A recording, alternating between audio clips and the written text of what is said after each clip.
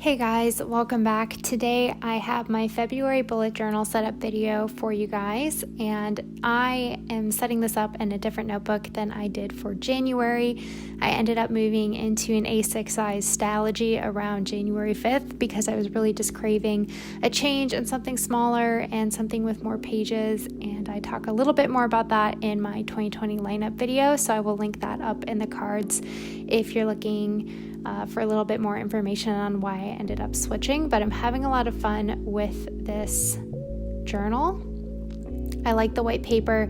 The grid spacing is still 5mm, so there's less squares per page compared to a like term, but the squares are the same size. Hopefully that makes sense. And I'm going to be setting up February using the same supplies that I did in my January setup, which is a dual brush pen and the number 620, which is lilac, my Uni Jetstream ballpoint pen in 0.5, and of course whiteout, because I can't seem to get away from the whiteout, but that's okay. The whiteout does blend in really well into the Stalogy paper. Actually, it's like very similar in color, so it works out pretty well.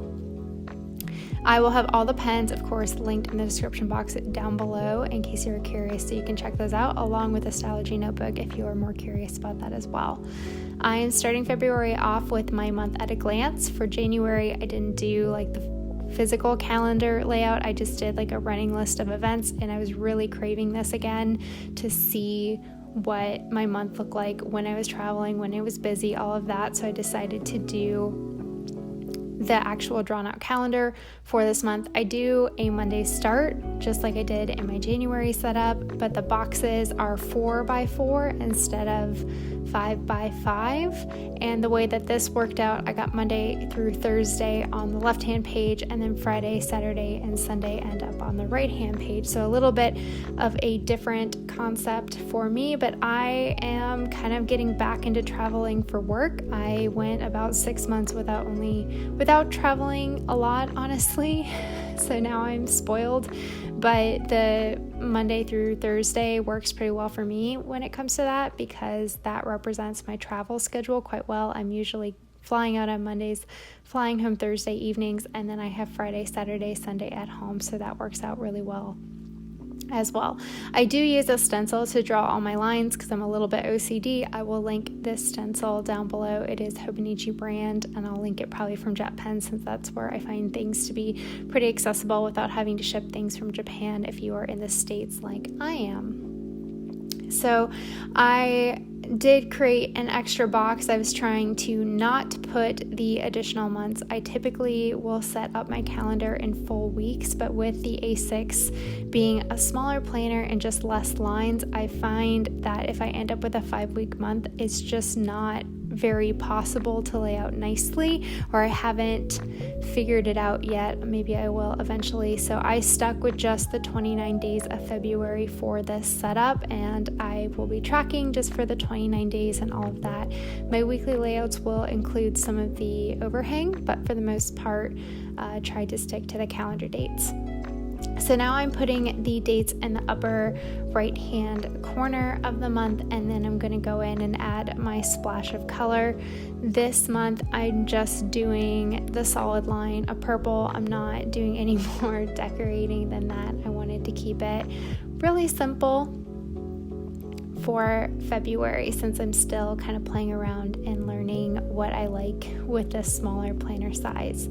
On the right hand page, I'm creating a section for priorities, and I've been enjoying sort of setting like 3 to 4 priorities for the month. It worked really well in January. To me, a priority could be replaced with the word adulting. What adulting tasks do I need to do this month? They are typically bigger projects that are going to take me more than a week or 2 to complete, mostly because I have a lot of social anxiety, and these things typically involve a lot of phone calls or research, and it's going to take me a little bit to kind of get all that sorted out, and I will break it down across a couple weeks to sort of keep myself from feeling overwhelmed. So now I am glancing back at my future log section. I do have my months and some of those sections tabbed out using, I believe it's the Twinkle colorway monthly tabs for the Hobonichi from the Coffee Monsters Co. I will link the Coffee Monsters Co. in the description box as well for you guys if you would like to check those out.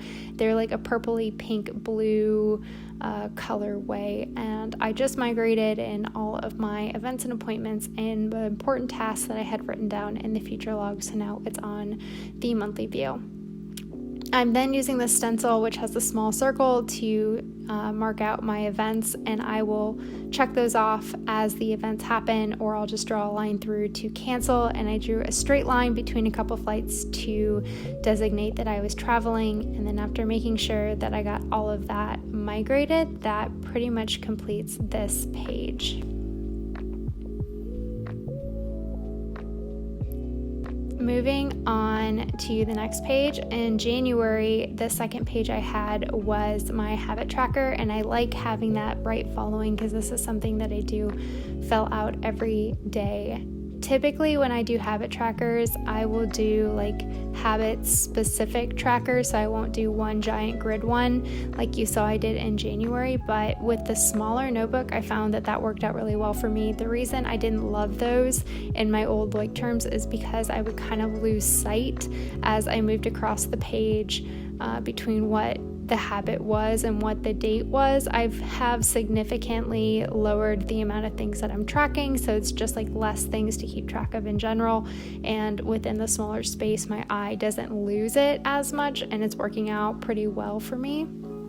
So I'm continuing up with that layout as well, and it was an easy way to maximize the space within the smaller journal. So I just numbered 1 through 29 across the top. I do an M over the Mondays so I can tell when a new week has begun, because I do like to pay attention to my habits on a weekly basis. It just sort of, when I break things down into those smaller increments, I can sort of motivate myself to be a little bit more successful or not lose hope if I'm totally behind. If you've got one bad week, you can start fresh on the next week. So I like to mark those out.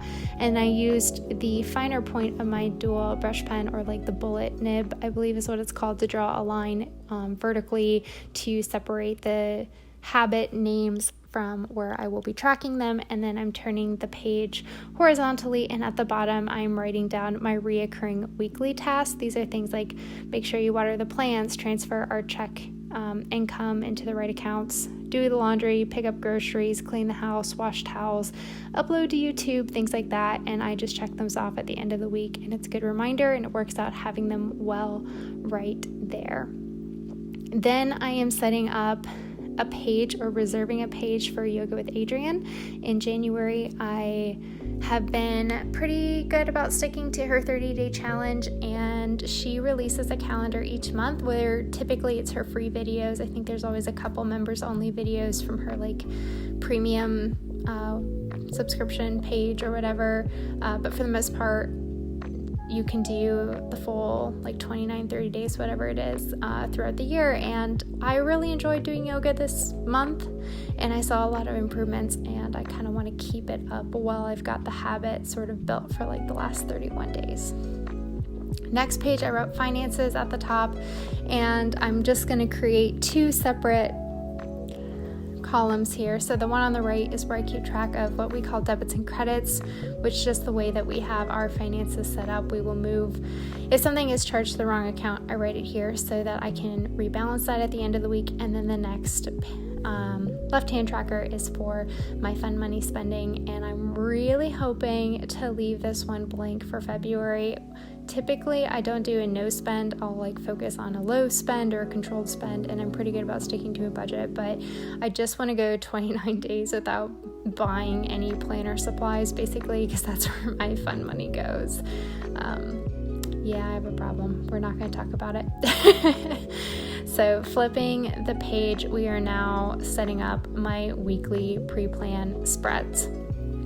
So in January, in the A6 Stalogy, I did sort of like a master task page, and instead of doing like a weekly layout, I just wrote down anything like an inbox style I know I had to do this month that weren't part of my like reoccurring tasks that I'm used to, I'm going to, remember to do anyway, that went on one page. I was sort of missing that weekly overview layout, so this is what I came up with. On the left-hand side of the page, I am creating a column. I'm creating a week on one page calendar, and the spacing for this is the little box that I've written the date on is a 3x3, and then the remaining 2 boxes are 3x8 for 7 total rows of that. And then I wrote Monday through Sunday on the side, and on the right hand page I just wrote tasks, drew a line and highlighted it. And then the way that this works out is within the week on one page layout, any events I have before noon, I write on the left-hand column, and any events I have after noon go on the right-hand column. I typically use a circle for personal events, a square for work events, and a triangle for YouTube events. Those 3 shapes are on that stencil I have from Hobonichi, so that's just why I've chosen to do that. And then on the task page is basically a brain dump of anything I want to get done on that specific week. So this could be taking the tasks for my month on 2-page layout and breaking that down into the multiple tasks. Maybe I want to contact everyone on the first week of February, and then the second week of February we're going to make a decision, and then I'm going to move forward or something like that.